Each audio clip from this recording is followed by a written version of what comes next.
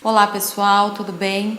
Meu nome é Valéria, eu sou psicóloga e este é o segundo vídeo da série sobre depressão.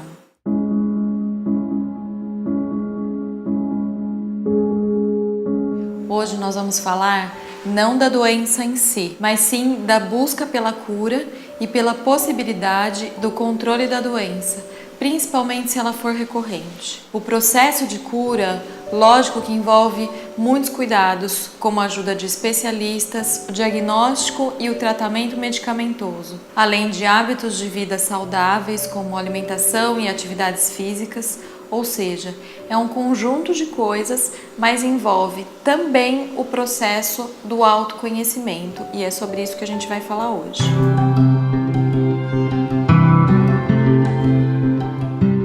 Como já vimos, a depressão possui como causa a interação de diversos fatores e eventos sociais, psicológicos, biológicos, genéticos e hereditários. Portanto, pode ser causada também por conflitos emocionais. E muitas vezes é preciso buscar uma nova maneira de conseguir lidar com os nossos sentimentos.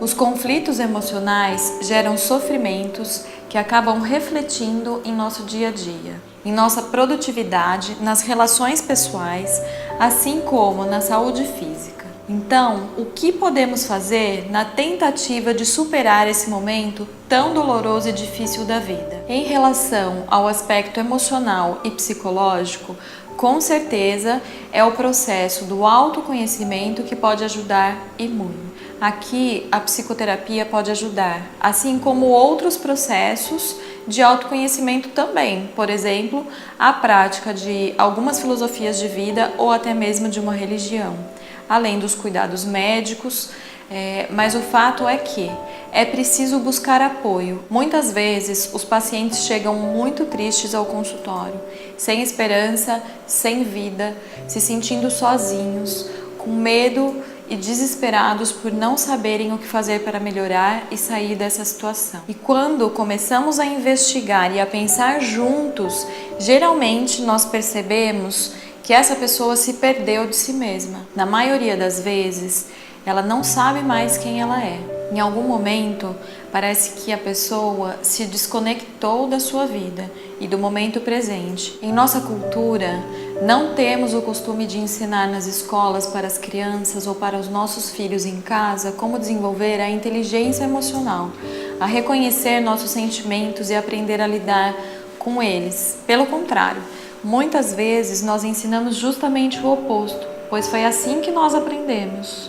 Temos receio de falar, de nos comunicar com o outro e, em alguns casos, realmente não sabemos expressar o que sentimos e nem de maneira adequada e saudável. Por isso, nós acabamos gerando consequências e situações negativas ou o outro gera isso para nós. E tais consequências fazem marcas e se tornam verdadeiras cicatrizes, obstáculos ou traumas em nossas vidas.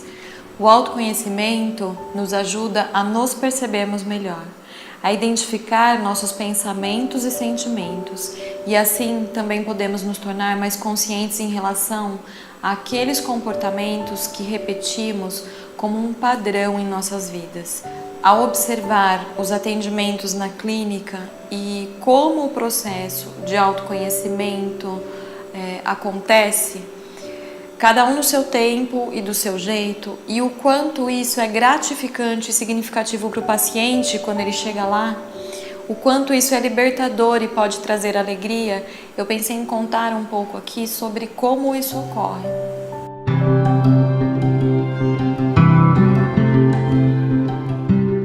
Quando a pessoa começa a se perceber novamente e a se reconectar consigo mesma, isso traz satisfação para ela.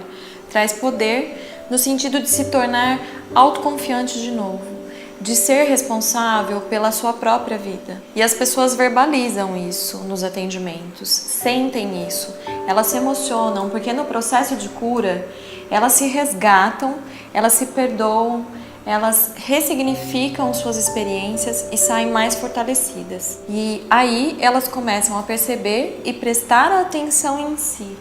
em coisas e pequenos detalhes, minutos, segundos ou momentos do seu dia que elas não tinham o costume e não sabiam que eram tão importantes.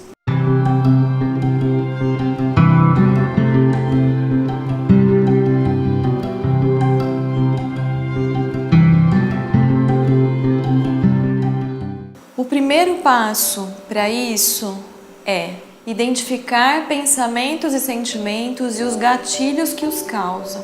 Se você tem sentimentos de medo, de angústia, de tristeza, sentimentos ruins que dominam as suas ações, que te paralisam e que parecem ter invadido a sua mente sem nem você saber como, saiba que eles têm um motivo e que sempre são disparados por gatilhos ao nosso redor, dos quais muitas vezes nós não temos consciência. Esses gatilhos podem ser qualquer coisa ao nosso redor, um cheiro, uma foto, uma imagem na televisão, uma palavra que alguém falou no meio de uma frase, uma letra de música que você nem percebeu que está tocando. Isso é o suficiente para os pensamentos acontecerem, se associarem a outros ou às lembranças que temos guardadas, ou mesmo às crenças que nós temos enraizadas em nossa mente. Do estímulo vindo desse gatilho, surge o pensamento e do pensamento surge o sentimento. Então, este é o primeiro passo para começarmos a entender como nos sentimos e o porquê nos sentimos assim. Se nós conseguirmos identificar o que dispara esses sentimentos em nós, nós podemos chegar até as causas e as lembranças ou eventos desagradáveis que nos feriram ou machucaram, para podermos trabalhar e transformar os sentimentos que nos fazem mal e podemos aprender a lidar com eles de uma forma melhor.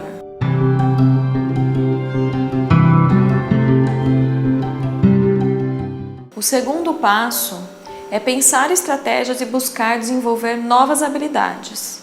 É quando identificamos o que sentimos e o que nos incomoda, que conseguimos pensar em estratégias e habilidades que podem nos auxiliar a resolver o problema que estamos passando. Muitas vezes, só de conseguir conversar com alguém sobre o que nos incomoda ou externalizar de alguma forma, nós damos vazão àquela energia ruim que estava bloqueada ou guardada dentro de nós e que nos causava tanto sofrimento, gerando tristeza, medo, ansiedade ou até mesmo insônia, dor de cabeça, dor de estômago. Outras vezes, nós precisamos desenvolver outras habilidades para resolver esses sentimentos. Em alguns momentos, não basta falar com outras pessoas ou extravasar escrevendo uma carta, fazendo anotações ou através da arte, o que também pode ajudar e muito, mas é preciso aprender a conversar e a se comunicar com o outro, desenvolver a habilidade de comunicação, dizendo a ele diretamente como nos sentimos e o que precisamos. Principalmente se o nosso problema estiver ligado aos nossos relacionamentos. Seja pessoal ou no trabalho, é preciso sinalizar os nossos limites, expectativas e ajustá-los à realidade e ao momento presente. Se não falarmos, o outro não nos perceberá. Ele não tem uma bola de cristal. O que acontece é que geralmente não falamos porque nem nós sabemos o que está acontecendo conosco, ou porque temos receio do julgamento ou medo da reação dos outros, ou ainda porque nós já tentamos algumas vezes e isso não funcionou. É um ciclo, pois se eu não me percebo, eu não percebo o outro, que por sua vez não se percebe e não me percebe.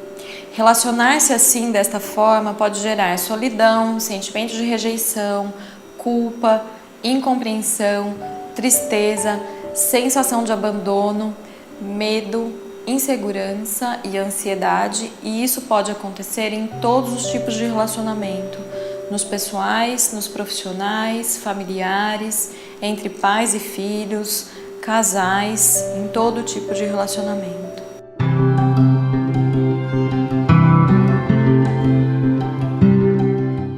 O terceiro passo, ele envolve a ação. É preciso agir, colocar em prática as estratégias pensadas. Nós precisamos sair da inércia de alguma forma. Mas como fazer isso? Um dia de cada vez. Se eu não consigo tudo que eu quero alcançar agora, eu subo um degrau de cada vez. Se eu não consigo correr, eu caminho. Se eu não consigo caminhar, eu ao menos tento me levantar da cama hoje, e assim por diante. Um degrau de cada vez. Se eu coloco uma meta muito grande para eu atingir uma mudança, uma ação que eu não consigo realizar, eu me frustro. E aí vem o sentimento de incapacidade, a falta de energia, a culpa, a falta de confiança e entramos no mesmo ciclo de novo. Então, se eu não consigo dizer e falar para o outro tudo o que eu quero e preciso para ele, se eu não consigo ainda me comunicar e me expressar de uma forma adequada, não desista. Pelo menos tente, do seu jeito, até aprender outra forma. Verbalize com uma palavra, faça um gesto, depois tente uma frase, grite, chore, escreva uma carta, mas tente colocar para fora o que você sente, reaja. Mas lembre-se de que você ainda está aprendendo, isso é um processo. E pode ser que não saia exatamente como você quer, mas pelo menos você não ficou parado ali onde você estava. Com o tempo e com o treino, você vai aprender a falar com o outro. Acredito que essa é a ferramenta mais rica que o ser humano pode ter na vida, a comunicação. Se você está sofrendo, não passe por cima de si mesmo, não se anule e se não conseguir sozinho, busque ajuda. É possível mudar e transformar o que sentimos.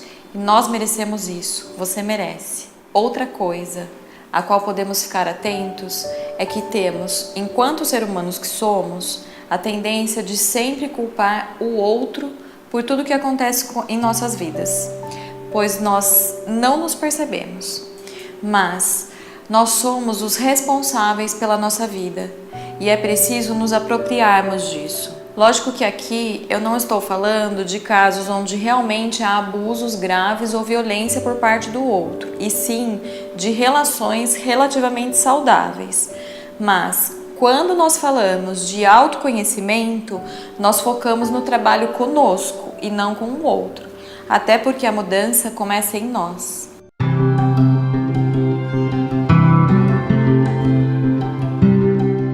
Até aqui, nós falamos em 3 passos que podem ajudar, não só a pessoa que está com depressão, mas a todos aqueles que buscam levar a vida com mais consciência e liberdade em busca do autoconhecimento. O primeiro passo, que envolve a identificação de pensamentos, sentimentos e seus gatilhos, e isso envolve aceitação e reconhecimento do que você pensa e sente. É possível transformar e modificar nossos pensamentos, crenças e sentimentos. Esse primeiro passo envolve também o desapego dos pensamentos e sentimentos, pois eles vêm e vão. E geralmente nós temos medo de deixar as coisas para trás, porque isso significa mudança, recomeço. Nós temos medo do que é desconhecido, do novo, de sair da zona de conforto, de nos reconstruir. Esse passo também envolve a humildade, pois nós não sabemos de tudo e nem precisamos ser perfeitos. Ninguém é. Aceite quem você é e se respeite. Se perdoe, se ame. Todos nós temos o nosso lado bom e o nosso lado ruim. Todos nós temos sentimentos bons e ruins. O que é diferente é a maneira como nós lidamos com eles. Ninguém é melhor do que ninguém. O segundo passo envolve o desenvolvimento das habilidades de comunicação, que por sua vez depende da percepção de si e do outro na relação, e isso é muito importante. E já o terceiro passo que nós falamos é a ação, ou seja, um passo de cada vez, respeitando o seu tempo e os seus limites, mas sempre em movimento. E isso também envolve o reconhecimento de si, o respeito, o cuidado e o amor para consigo mesmo. A psicoterapia, a arte e algumas filosofias de vida auxiliam a pessoa a conhecer-se melhor, a expressar-se de uma maneira mais saudável, a esvaziar-se daquilo que a deprime e que faz mal a ela. O processo de psicoterapia possibilita o paciente expressar-se para alguém que não vai julgá-lo, que está ali para acolhê-lo de coração, que aceite-o no amor verdadeiro da compaixão e que quando isso acontece, ele também passa a se aceitar melhor, a deixar de se culpar, de se autoagredir, ele aprende a se perdoar e, consequentemente, a aceitar melhor as falhas e defeitos dos outros, conseguindo perdoar e se libertar de suas mágoas e feridas.